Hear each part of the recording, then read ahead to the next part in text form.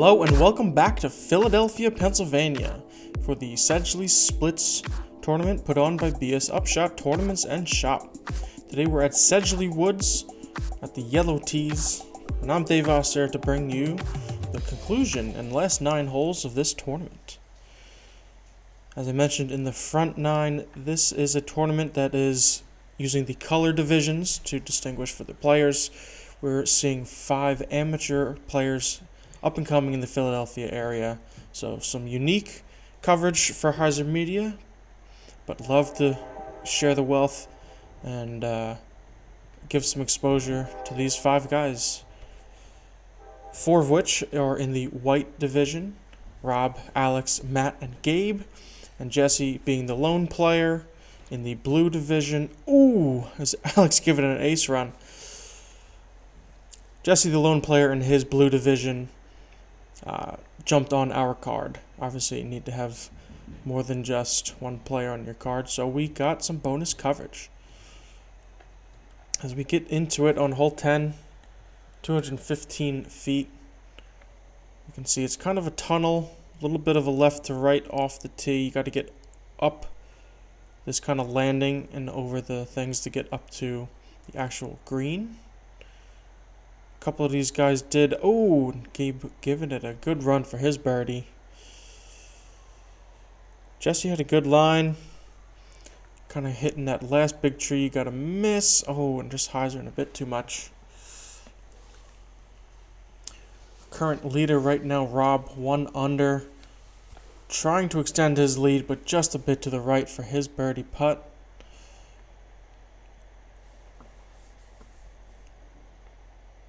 And Matt able to cash it. So that will bring him tied for second place with Gabe. Rob able to say 2 in the lead as long as he makes this putt, and he does.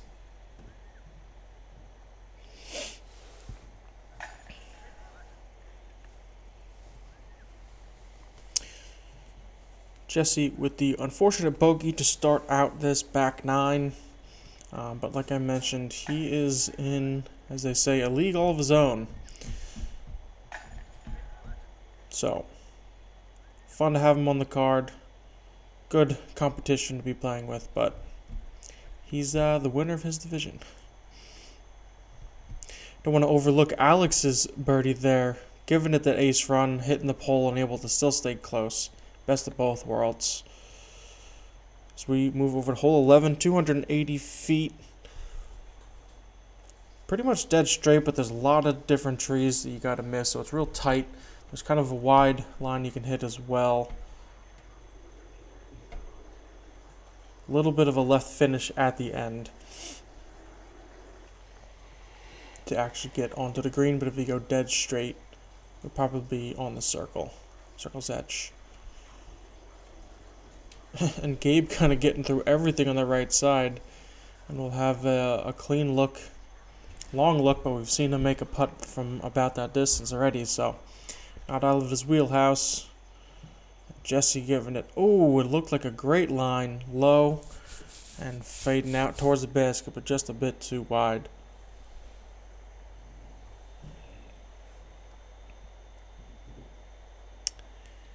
And second shot in a row for Matt, coming out a little bit early.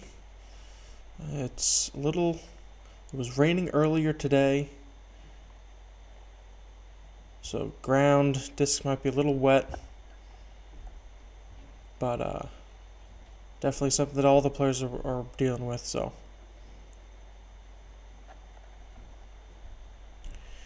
And originally this tournament was supposed to be a 27-hole layout, but with the forecast of the end of this round not looking great, Brian of BS Upshot decided to shorten it to 18 holes even before we started, so the players all knew what they were playing for. Didn't want to wait for it to start raining. Oh, as Gabe makes a great putt for the birdie, bringing him to even, just 1 stroke back.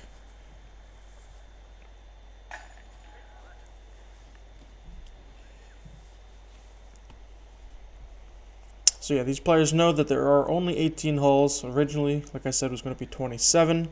A lot of different holes that can be played here at Sedgley Woods. If you've never been here, a lot of different layouts, tees, plenty of baskets.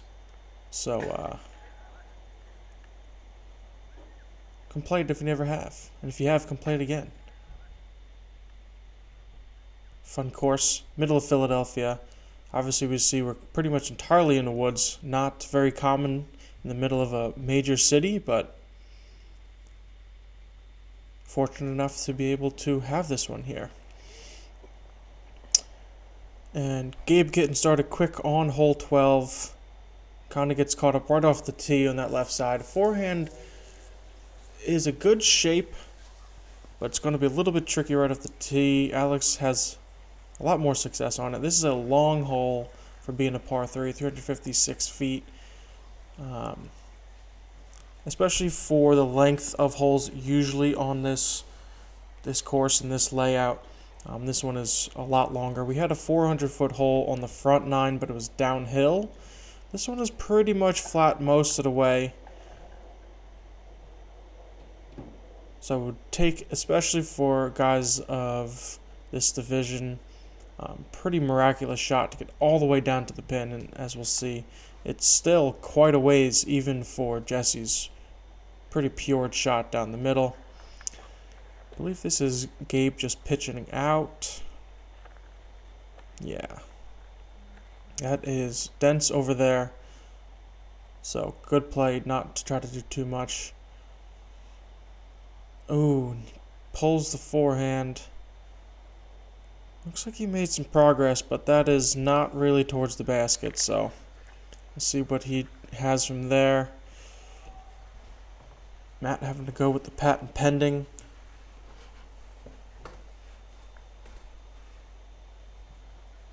Another pitch out for Gabe.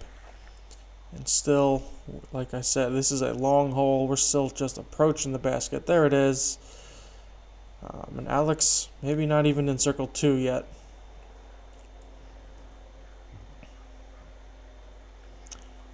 Rob, giving it a good approach. There is a basket up top that you can see. It's not that one. It's this one down the bottom. And Jesse almost getting down there. Even a par on this hole, I think, feels like a birdie for these guys. And Matt just barely skipping up over that log, getting down onto the green. And nice little rollout for Gabe, giving him a putt to save. If you can call it a save, I'm not even sure what he's at this point. But it's going to be a high number, and he still has some work to do. Rob pitching through that right side, needs to sit. Ooh, rolled a little bit longer than he wanted it to, I'm sure, but Jesse with an obstructed. Oh yeah, just trying to get it through that bush, not able to. And this is where the downhill comes into play, and you can see just behind the logs it drops down even more. Oh, but Jesse dropping it in. Almost no chains needed. And honestly, even that bogey, even though he hit that branch right before it, bogey feels like a par here on this hole. And nice putt, unfortunately, that was for a triple for Gabe. But this is not an easy green to run, so definitely playing as the hardest hole on the course today. Probably most days.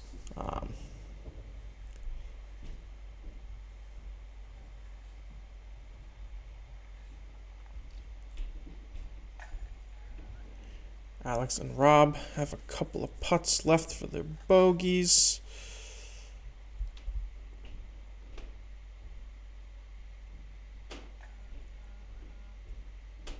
So yeah, the card playing 7 strokes over par. Obviously we have a 5-player card, but you don't see that very often. Hole 13, 222 feet. Throwing up and over everything really is the play here to get up on the green. There's a big valley that we're basically thrown over. So if you don't get across, if you hit something and fall down, it's not fun to get through. But even if you just kind of get to there, caught up in that right side, you're up on top and kind of level with the basket. So players will have an easier time at least getting up and down. If not, a look for their birdie. And so far, not quite under the basket, but like I said, up on top will be definitely an easier play than anything else. Matt going real high. Ooh, almost hitting the basket.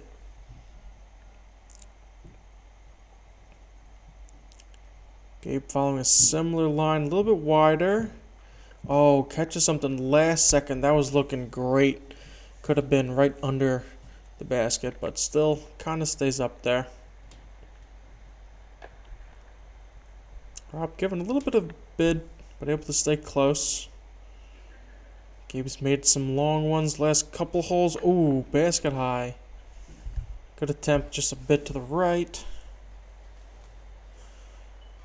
Alex has been kind of putting nice lately and continues that streak with a birdie, bringing him back to 2 over into second place currently.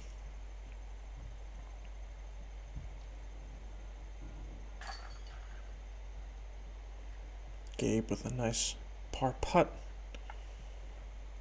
leaving the rest of these guys with pretty close tap-ins, and I think they're all for par.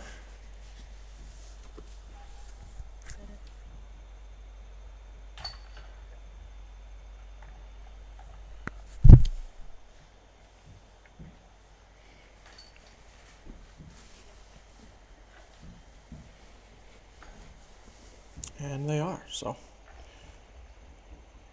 definitely one of the easier holes on the course as we move over to 14, 196. Short, but as you can see, there's not much of a fairway. Again, kind of a theme on this course, especially the back nine. You're kind of just throwing over things. Fairway unique in that they're kind of not visible on the ground, but the airspace is kind of above shoulder level. So a lot of the up and over type things, which changes, obviously, the height you have to throw the disc, which changes how your discs fly. So a unique challenge here on kind of the back half of this course.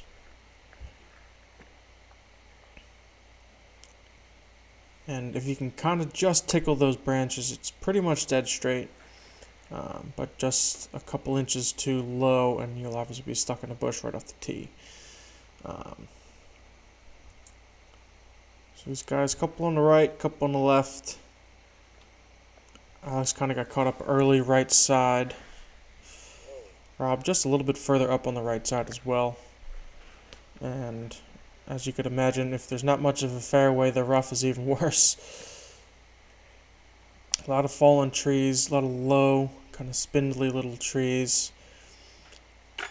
Oh, and Matt makes it through all of it, skimming off some of the branches on his way. You can see he can't even walk to the basket straight, but somehow was able to card the birdie from that had to be 60 feet. And yeah, thank the basket, but that was a good putt. You should be thanking the tree that kind of helped guide you in there. Jesse also much less obstructed, but nonetheless impressive putt, also for birdie. So short hole you definitely think would have some birdie attempts, but after the drives wasn't looking like it, but a couple of these guys definitely able to make it. And Gabe as well. So the card kind of tearing up this hole with 3 birdies, most we've seen on any hole so far. Unfortunate bogey for Rob, but still the card playing multiple strokes under par, I think maybe for the first time in the round. Hole 15 is 217 feet. You can kind of go straight and low under this log or try to go up and over it. Either way, it's pretty much a dead straight shot. Jesse hits the ground and skips and keeps going straight almost into the bullseye. Not sure if that was the play or just happened to work out that way, but either way, he will take the very short birdie putt. Gabe maybe trying to do the same thing, hits a little bit left side, gets a kind of a weird ground play, maybe hit a root or something like that. Yeah, just a little bit too far left for Alex. So pretty tricky hole here. Oh, Rob skimming off the branch. There's kind of a bow in it that he looked like he'd maybe trying to pass through, but not able to get through it clear. And Matt giving a good line. Not sure if he's trying to make it, but he is under the basket, so that'll be a good par. Alex going with the forehand. Cool Utz disc.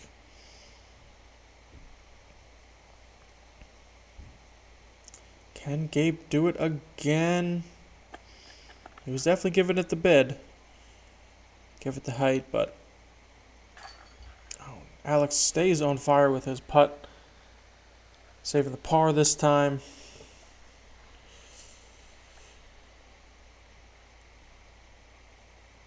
Gabe having to make a similar length putt now to save his par, and able to.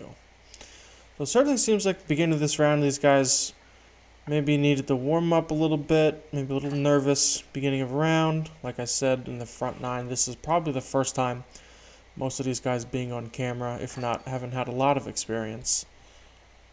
But they seem to be settling in, and the last 5-6 holes, the putts have kind of been on fire, and a lot of good drives as well. So I'm not sure if the back nine just generally plays more scoreable, but these guys are certainly making it seem that way. And after Jesse taps in his what seemed like a very lucky birdie, he has the tee and gets most of the way up there. So this is most of the fairway is flat and then drops off, as you can see, right by the basket, down to the basket. So kind of a straight to hyzer play works, but the momentum of the disc is going to carry it maybe too far right. It's also kind of bending left to right the whole way. So very specific shot shape it takes to get there. This is kind of looking, yeah, maybe just a bit wider. It was the right shape, but needed to start out going a little bit further to the right. There's also kind of this turnover line, as you can see, straight through to try to get there. And he gets through. Looked like he was getting caught up. That'll work out. And yeah, where Matt landed, kind of this little pen feeling area to try to, you can't really get through there. Even when your disc is in there and you putt, unless you're going to climb over it, you're going to have to walk backwards to get back around to it.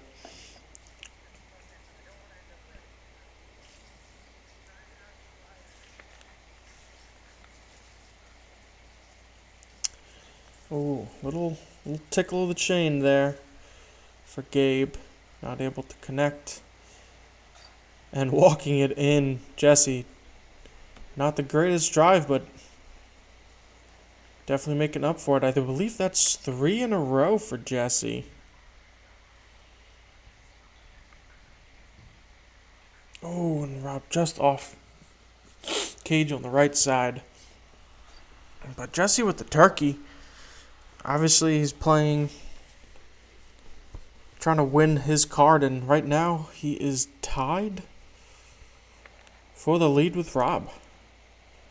And Matt, excuse me. So we got a tight race coming down here at the end. Only 2 holes to go. I'll be able to keep it right there with a par.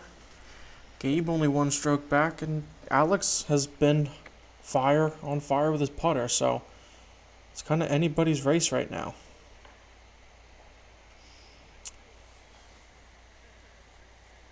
.313 feet, hole 17. Pretty much got to miss this big tree and get into the kind of circle of logs to be in the circle for the basket. But you have to choose which side of the tree you're going to go. Either big turnover or forehand, or try to do the tighter line. Kind of flex it close to the tree. This went too far right for Gabe.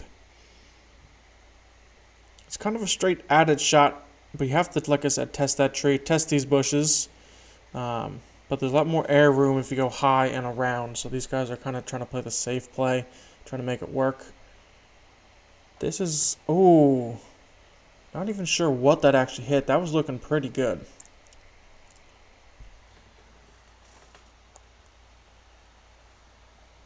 And just narrowly missing the tree. Matt is in the circle for a par putt. Nicking off that tree right to the basket. That looked like it was probably intentional.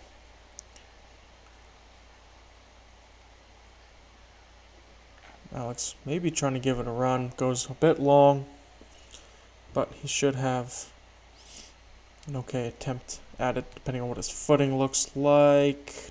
Jesse definitely giving it a bid. Just kind of flexes it a little bit too much to the right.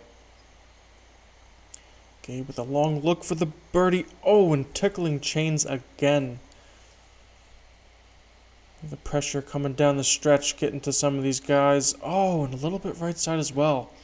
Maybe I spoke too soon. These guys' putts were on fire. Alex's still is. Unfortunately, last few have been for par. But he's hanging in there. Kind of seems like whoever figures out the putt the last hole or two is gonna kind of be able to take it on home.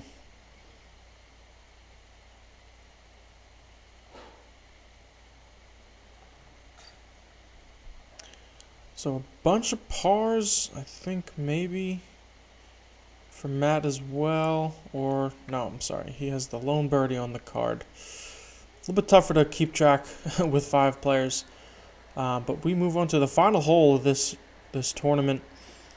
Hole 18, 283 feet, pretty much straight at it, but a long way with some trees in the way. So it's straight, but if you want to shape it a little bit to open up the gap, it's probably a better play. And then again, all these guys are close, so it's going to come down to this.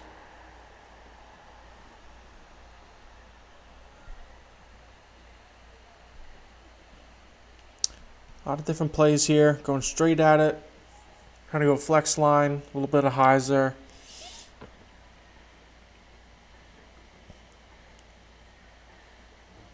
This is looking pretty good by Rob. Slight drift to the right and back straight. And he got himself inside the circle for a birdie look with the lead. And very similar shot shape for Matt. Just a few feet further out. So those two are going to be, looks like the closest. And the two in contention for the lead. Gabe, not quite close enough to give it a real bid. Alex could certainly punch one in from here. I think the tree just kind of in his swing room on the left screwed it up for him. Jesse to finish his round at even par. Oh, and 1 or 2 inches low off of that cage. Here's Matt to put the pressure on Rob for his putt. Oh, and he nails it, runs it in. Probably the longest putt that Matt has made all day and coming in at a clutch moment. And here's Rob for the win. Clutch is up, getting him back to even par and the best score on the card.